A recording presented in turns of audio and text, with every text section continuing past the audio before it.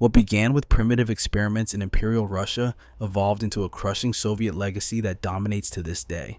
This is the definitive timeline of Russian armor. From the fragile prototypes of the First World War to the steel beasts of the modern era, we start with Imperial Russia, the Vezdikod. The name means he who goes anywhere. This bizarre machine was an early attempt at an all-terrain fighting vehicle. It used a single wide rubber track and two small steering wheels. Visionary. But it never left the experimental stage. The Tsar tank. Resembling a tricycle for giants rather than a tank, this monster boasted front wheels nearly 9 meters high. It was designed to crush everything. Ironically, the small rear wheel sank into the mud on its very first test run. The machine never budged again. The next one, the Mendeleev tank, a massive landship concept decades ahead of its time. It promised heavy naval-grade armor and a devastating main gun. However, the design was so immensely heavy it needed specialized railway wheels just to reach the battlefield. A logistical nightmare. Moving on to the interwar period, the Ruski Reno, the first tank ever built on Soviet soil. A bolt-for-bolt clone of the French Renault FT. It was a statement. It proved the young Soviet nation had the industrial muscle to forge its own complex war machines. The T-14, or MS-1, the first mass-produced Soviet tank, small, agile. It was the grandfather of the Soviet Armored Corps, training the first generation of tankers who would later fight in the Great War. Up next, the T-12 and T-24, the Soviets' first clumsy steps into medium tank design. The T-12 was a mechanical disaster. Its successor, the T-24, stacked a main gun and machine gun in separate turrets, complex and unreliable. Only a handful were built. The T-27, a pint-sized tankette based on a British Carden Loyd design, built for scouting, it lacked a turret and was famously claustrophobic. Despite the flaws, it was cheap. Thousands flooded the ranks to support the infantry. Moving on to the T-26. This light tank was the true backbone of the 1930s. Based on the British Vickers, it was versatile, rugged, and reliable. It saw blood in the Spanish Civil War in the Far East long before World War II began. The BT-2, built for blistering speed. This was the pioneer of the fast tank series. It used the revolutionary Christie suspension, allowing it to drive on tracks, or the crew could remove them and zip along on wheels like a race car. It could literally fly. The next one, the BT-5, a lethal upgrade to the Speed concept. It added a larger turret and a punchy 45mm gun, a true predator for its time. It could outrun and outgun almost any light tank on the planet. The T-37A, the world's first mass-produced amphibious tank. Equipped with a propeller and rudder, it turned rivers into highways. It gave Soviet scouts a massive tactical edge in the swamps of Eastern Europe. Then, the T-28, a multi-turreted medium tank designed to smash defensive lines. 3 turrets meant firepower in every direction, but the complex layout was a nightmare for the commander to coordinate. In the chaos of combat, it was overwhelming. The T-35, the ultimate land battleship featuring 5 independent turrets. It was a massive propaganda icon, a symbol of Soviet industrial might, but in a real fight. It was a sitting duck. Too slow, too fragile for modern warfare. The T-29, an experimental hybrid. It tried to combine the heavy firepower of the T-28 with the racing speed of the Christie suspension. Powerful, fast, but an engineering headache. The BT-7, the final and most refined form of the high-speed cavalry tank. Sloped armor, high-performance engine. Crews loved it. It remained a dangerous frontline threat well into the early years of the Great Patriotic War. Then, the T-46, an ambitious project to replace the aging T-26 fleet. It tried to merge high-speed suspension with a traditional light tank chassis, but the price tag was too high, and the design too complex for the Red Army. The T-38, an improved amphibious scout, wider and more stable in the water than the previous model. The armor was paper-thin, but for crossing water obstacles and silent recon behind enemy lines, it was indispensable. The SMK, a giant heavy tank with 2 turrets stacked at different heights. It was meant to replace the T-35. However, combat in Finland, proved that one turret was far more efficient than two. Then, the T-100, a twin-turreted rival to the SMK, heavily armored and physically imposing, like its competitor. It taught Soviet engineers a valuable lesson: multi-turret tanks were too heavy, too tall, and too hard to command. Now, looking at World War II, the T-40, the final amphibious light tank before the German invasion, better protection, better seaworthiness. But in the desperate defense of 1941, most were thrown into battle as standard tanks. Then, the KV-1, a legendary heavy tank. When it hit the field, it was virtually invincible. Its thick steel laughed at German anti-tank guns. It became a terrifying symbol of Soviet defiance in the dark early days of the war. Now, the T-30, a stripped-down, land-only version of the T-40 Scout. By removing the expensive swimming gear, factories could pump them out faster. It served as a vital stopgap vehicle during the defense of Moscow. The next one, the T-34, arguably the most influential tank in history. It combined revolutionary sloped armor with a high-velocity gun and wide tracks.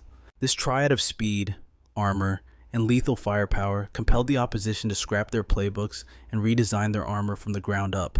Enter the KV-2, a battlefield nightmare defined by its colossal and refrigerator-shaped turret housing a massive 152mm howitzer. Built to obliterate concrete fortifications, this sluggish titan could annihilate virtually anything in its path with just one thunderous round. T-150, an experimental evolution of the K-51 boasting denser armor plating and a supercharged power plant, serving as a rolling testbed. Pushing the chassis to its breaking point, the solitary prototype was deployed to the front lines to defend Leningrad. Next, the KV-220-2, a heavy tank prototype distinguished by a stretched hull and an enormous turret mounting a potent 85mm main gun. While envisioned as a supreme breakthrough vehicle, the concept was shelved for more pragmatic heavy designs. Moving on to the T-50, a futuristic light tank boasting superior sloped armor and a three-man turret, widely considered the finest light armor platform of the entire war. Yet, its high cost made mass production impossible. Enter the T-60, a compact, budget-friendly scout born from sheer necessity, utilizing civilian truck components. By relying on automotive parts, assembly continued even as factories relocated, proving vital during the desperate winter of 1941. Next, the KV-8, a heavy flamethrower tank engineered for terror, cunningly masked to resemble a standard KV-1. This disguise baited foes into lethal range before it unleashed hell, incinerating bunkers and dug-in infantry with ruthless efficiency. T-34-57, a dedicated tank killer variant of the legendary T-34, armed with a high-velocity 57mm needle gun capable of piercing heavy armor. It could snipe targets from ranges standard tanks could only dream of. Now, the KV-13, an ambitious attempt to forge a universal tank combining heavy armor protection, fusing that defense with medium tank agility. The research, though unproduced, laid the groundwork for the iconic IS series. Next, the T-70. The workhorse light tank of the mid-war era, offering superior protection and reliability over its predecessors, serving essentially in recon and infantry support roles. It saw extensive action during the sweeping flank attacks of 1943. Up next, the T-43, a proposed heir to the T-34, emphasizing vastly increased armor. Though robust, it was scrapped when command realized simply upgunning the existing T-34 was the faster path to victory. T-80 light tank. Distinct from the modern battle tank, this was the pinnacle of wartime light armor, finally introducing a two-man turret. This freed the commander from loading duties, though the run was brief. Moving on to the IS-1, the inaugural Joseph Stalin heavy tank. Crafted to replace the aging KV lineage, it showcased a modernized hull and a turret packing an 85mm punch, purpose-built to hunt the latest German steel. Now, the IS-2, a heavyweight brawler wielding a devastating 122mm cannon, engineered for a single mission shattering reinforced concrete and thick steel, making it the Soviet Union's ultimate breakthrough hammer, spearheading the final march to Berlin. Next, the IS-6, an experimental heavy unit trialing a sophisticated electric transmission system. Despite its sleek, radically sloped hull, the complex drivetrain failed reliability tests, forcing a return to conventional engineering. T-44, a revolutionary medium tank bridging the T-34 and the Cold War, famous for its transverse-mounted engine. This allowed for an incredibly low profile, establishing the blueprint for virtually every subsequent Soviet tank. Enter the IS-3. Instantly recognizable by its aggressive pike nose armor, this steel beast terrified Western observers when unveiled at the war's conclusion. Its radical sloping offered unparalleled deflection, resembling a weapon from the future. Shifting to the early Cold War, the IS-4, an ultra-heavy juggernaut with massive armor plating, built to survive the harshest battlefield conditions imaginable, virtually indestructible yet too heavy for infrastructure. It saw a short service life before reserve status. Next, the T-54, the progenitor, and the Sini, the first iteration of history's most produced tank. Armed with a 100mm gun and its signature dome-shaped turret, this machine became the icon of Soviet armored power. Next up, the IS-7, Object 260, the mightiest of the Stalin series, mounting a naval-grade 130mm cannon behind impenetrable armor plating. A true Leviathan, but a logistical nightmare for transport. Now, consider the K-90, an experimental Cold War amphibian designed to supersede aging scouts with superior water capabilities and agility. Its R&D refined the tech for future swimmers. Enter the PT-76, the definitive Soviet amphibious tank for decades. Master of the water and a veteran of global conflicts, its featherweight class made it essential for marine assaults, perfect for rapid river fording. Next, Object 416, a bizarre experimental design with a silhouette so low it barely existed. To minimize height, the entire crew driver included sat within the turret, creating a target nearly impossible to hit. T-10. Originally the IS-8. This was the final heavy tank to enter Soviet service. A long-range powerhouse built to back up medium armor. Its departure signaled the end of the heavy tank age. Next, Object 140. A cutting-edge prototype featuring complex next-gen tech, ultimately losing out to a simpler, more rugged rival for mass production.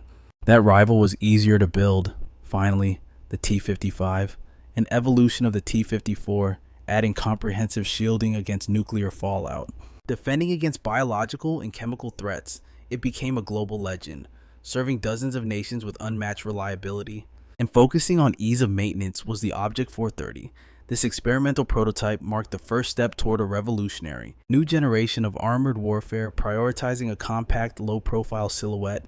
Its radical engineering paved the way for the game-changing T-64. Object 277, a high-tech heavy tank project powered by an incredibly robust engine, and a massive main gun designed as the ultimate breakthrough machine for the nuclear age. However, the rise of guided anti-tank missiles rendered these heavy beasts obsolete. Object 279, one of the most distinctive tanks in history, boasting 4 tracks and a UFO-shaped hull, it was engineered to withstand the shockwave of a nuclear detonation without flipping, capable of traversing swampy terrain that would bog down any other vehicle. Then came Object 770, an advanced heavy tank prototype prioritizing crew, comfort, and superior handling, featuring a potent engine and a smooth automatic transmission, a thoroughly modern design that unfortunately never saw mass production as the heavy tank era faded into history. Next on the list is the late Cold War Object 906, an experimental amphibious light tank wielding a long 85mm gun. It packed significantly more punch than standard scouts of the time, laying the groundwork for future airborne fighting vehicles like the BMD series. Up next, the T-62, this tank introduced the world's first smoothbore gun on a mass-produced vehicle, firing high-velocity shells designed to punch through the thickest Western armor of the day, remaining a staple of Soviet-aligned armies for decades. Object 167, an experimental upgrade to the T-62, testing a new suspension system and a much more powerful engine.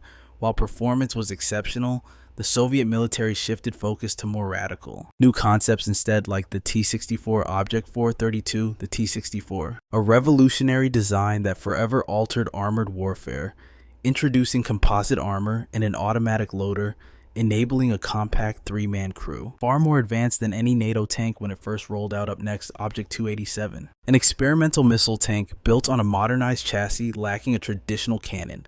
It relied entirely on guided missiles to engage targets, proving the potential of missiles, but also highlighting the fatal flaw of lacking a backup gun. Object 434. The T-64A, this was the definitive variant, bringing the massive 125mm smoothbore gun to the front lines, setting the lethality standard for Soviet main battle tanks for the rest of the Cold War. The IT-1, a dedicated missile tank seeing limited service, featuring a pop-up launcher firing heavy guided missiles at extreme ranges, a specialized hunter designed to destroy enemy armor from safety, long before they could return fire. Object 219, the experimental prototype, used to test a powerful gas turbine engine in a tank chassis incredibly fast and capable of instant starts in sub-zero temperatures. This research led directly to the birth of the T-80 main battle tank, the T-72 designed as the reliable mass-produced workhorse of the Soviet Union. Simpler and more cost-effective than the high-tech T-64, it became one of the most widely used and recognizable tanks in military history. Object 685, a highly advanced light tank designed specifically for airborne troops, fully amphibious, and carrying a surprisingly powerful gun for its weight class, though never produced its DNA lives on in vehicles like the BMP-3. The next one, Object 934, another airborne light tank contender boasting very low weight and a high top speed. Built to be dropped from cargo planes, providing immediate fire support for paratroopers. A sophisticated machine refining the airborne tank concept. The T-80 MBT, a high-performance main battle tank powered by a roaring gas turbine engine designed for rapid, high-speed offensives. The elite choice for Soviet forces stationed in Eastern Europe during the final years of the Cold War. Object 477. A radical experimental tank often called the Boxer, featuring an unmanned turret and an incredibly powerful gun intended as a futuristic leap. Capable of dominating any NATO tank on the modern battlefield. Object 491, of the most extreme tank designs ever proposed, featuring an unusual layout with ultra-high levels of protection for the crew, with its unique silhouette and advanced systems, looking like something straight out of a science fiction movie. Up next, Object 187, an advanced prototype meant to push the T-72 design to its absolute limit, featuring a redesigned hull and a much more powerful engine. A highly capable tank demonstrating the untapped potential of the legacy chassis. Object 292. This experimental beast was a T-80 chassis fitted with a massive 152mm gun built to test if such a giant weapon could be effectively handled by a standard tank hull to counter new Western threats, finishing off with the post-Soviet era. Object 299, more than just a tank. This was a project for a universal heavy platform, intended as the base for everything from main battle tanks to engineering vehicles and heavy troop carriers, unifying the armed forces. The T-90 hull, a successful blend of the battle-proven T-72 hull and the advanced electronic systems of the T-80, the primary tank for the Russian army throughout the 1990s, and remains a highly popular and capable export tank today. Now this is the Object 640 Black Eagle, a striking prototype, with an extended turret and an external ammunition compartment designed to maximize crew survival by moving volatile shells outside the main hull. Aggressive. Modern. Ahead of its time. This is Object 195, or the T-95. A monster of a tank boasting an unmanned turret and a massive 152mm cannon. Designed to be the ultimate predator of the 21st century, it never saw full production, but its engineering DNA survives in the Armata. Next up, the T-90A, a lethal upgrade to the Russian main battle tank. Sporting a rugged welded turret and a beefed up engine, it brings advanced thermal sights to the fight, transforming it into a precise and deadly adversary, especially effective during night combat operations. Moving on to the 2S-25 Sprut SD, a truly unique airborne tank destroyer. Capable of parachute deployment right into the heat of battle, it packs the wallop of a main battle tank gun onto a featherweight chassis. It delivers critical heavy fire support to paratroopers on the ground. Now, behold the T-14 Armata. This machine represents a quantum leap in armored warfare design. It features a completely unmanned turret, isolating the 3-man crew inside a reinforced armored capsule for unparalleled survivability. Loaded with cutting-edge active defense systems, it is a technological marvel. Next is the T-90M. As the most advanced iteration of the T-90 family, it features drastically improved modular armor, With a redesigned turret layout, it stands as the most capable tank currently serving in the Russian army. Finally, we have the 2S-25M Sprut SDM-1, a modernized take on the airborne destroyer. This variant integrates superior fire control and enhanced mobility, remaining a rarity on the global stage. It is one of the few platforms to successfully merge heavy tank ballistics with the agility of a scout vehicle,